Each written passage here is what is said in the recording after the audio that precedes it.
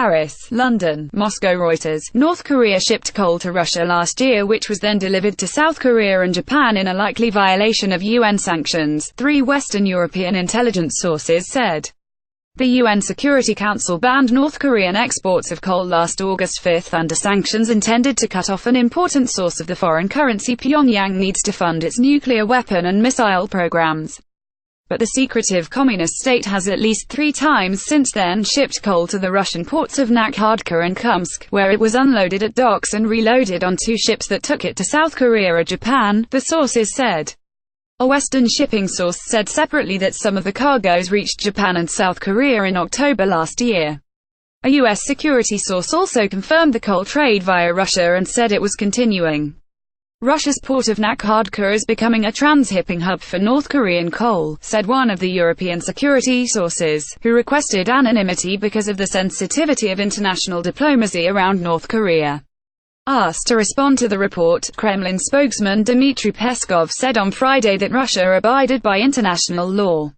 Russia is a responsible member of the international community, he told reporters on a conference call. Interfax news agency quoted an unidentified official at Russia's embassy to North Korea on Friday as saying Russia did not buy coal from North Korea and was not a transit point for coal deliveries to third countries. Russia's mission to the United Nations told the Security Council Sanctions Committee on November 3 that Moscow was complying with the sanctions. 2 lawyers who specialize in sanctions law told Reuters it appeared the transactions violated UN sanctions. Reuters could not independently verify whether the coal unloaded at the Russian docks was the same coal that was then shipped to South Korea and Japan. Reuters also was unable to ascertain whether the owners of the vessels that sailed from Russia to South Korea and Japan knew the origin of the coal. The U.S. Treasury on Wednesday put the owner of one of the ships, the UALG Bong 6, under sanctions for delivering North Korean coal to Kholmsk on September 5. It was unclear which companies profited from the coal shipments. Russia urged a more on sanctions. North Korean coal exports were initially capped under a 2016 Security Council resolution that required countries to report monthly imports of coal from North Korea to the Council's Sanctions Committee within 30 days of the end of each month. Diplomats, speaking on condition of anonymity, said Russia had not reported any imports of North Korea coal to the committee last year. The Sanctions Committee told UN member states in November that a violation occurs when activities or transactions prescribed by Security Council resolutions are undertaken or attempts are made to engage in prescribed transactions, whether or not the transaction has been completed. Asked about the shipments identified by Reuters, Matthew Osman, a partner with law firm Pillsbury Winthrop Shaw Pittman who advises companies on sanctions, said, based on these facts, there appears to be a violation of the UN Security Council resolution by the parties involved. Also, those involved in arranging, financing, and carrying out the shipments could likely face U.S. sanctions, he said. The United States has led efforts to toughen UN sanctions to force North Korea to give up development of nuclear missiles capable of hitting America. Asked about the shipments, a U.S. State Department spokesman said, "It's clear that Russia needs to do more. All UN member states, including Russia, are required to implement sanctions resolutions in good faith and we expect them all to do so." Earlier this month, U.S. Secretary of State Rex Tillerson accused Russia of not implementing all the UN sanctions and said Moscow may be frustrating some of the steps. Tillerson said the Russian failure to comply with the UN measures primarily concerned fuel but some other areas potentially as well. A State Department official said it was time for Russia to act. "There is no more time for excuses," the official said. "The world is watching Russia's actions closely. Russia says it wants better relations with the United States, so Moscow should prove that by cooperating with us, not working against us, on this urgent threat to all nations." File photo, post stamps with images of North Korean leaders Kim Jong-un and Kim Jong-il are seen at the Made in North Korea exhibition held at the UMAM Museum in Moscow, Russia, January 20, 2018. Reuters, Maxim Shemetov, the independent panel of experts that reports to the Security Council on violations of sanctions was not available for comment. North Korea has refused to give up the development of nuclear missiles capable of hitting the United States. It has said the sanctions infringe its sovereignty and accused the United States of wanting to isolate and stifle North Korea. An independent panel of experts reported to the Security Council on September 5 that North Korea had been deliberately using indirect channels to export prohibited commodities, evading sanctions. Reuters reported last month that Russian tankers had supplied fuel to North Korea at sea, and U.S. President Donald Trump told Reuters in an interview on January 17 that Russia was helping Pyongyang get supplies in violation of the sanctions. The U.S. Treasury on Wednesday imposed sanctions on 9 entities, 16 people and 6 North Korean ships it accused of helping the weapons programs. Two separate routes for the coal were identified by the Western security sources.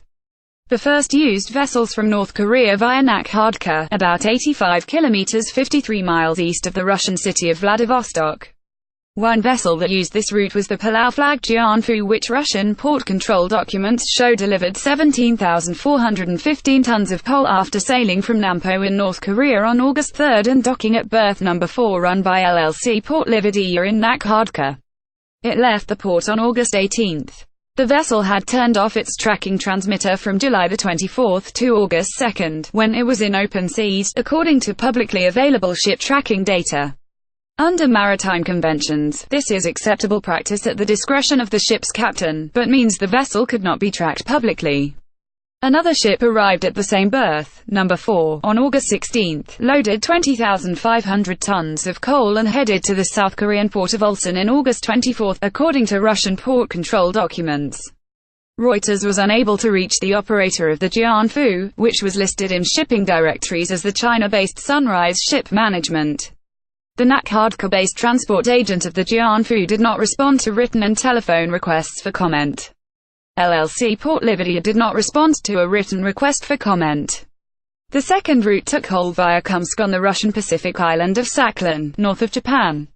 At least 2 North Korean vessels unloaded coal at a dock in Kholmsk port in August and September after arriving from the ports of Wonsan and Tian in North Korea. Russian port control data and ship tracking data showed. The Rungra-2 docked in Kholmsk 3 times between August 1 and September 12, unloading a total of 15,542 tons of coal, while the Uljibong-6 unloaded a total of 10,068 tons of coal on 2 separate port calls, on August 3 and between September 1 and September 8, according to the official Russian information system for state port control. The coal did not pass Russian customs because of the UN sanctions taking effect, but was then loaded at the same dock onto Chinese-operated vessels. Those vessels stated their destination in Russian port control documents as North Korea, according to a source in Sakhalin Port Administration who spoke on condition of anonymity. Reuters has seen the port control documents which state the destination of the coal as North Korea. But the vessels that loaded the North Korean coal sailed instead for the ports of Pohang and Incheon in South Korea, ship tracking data showed.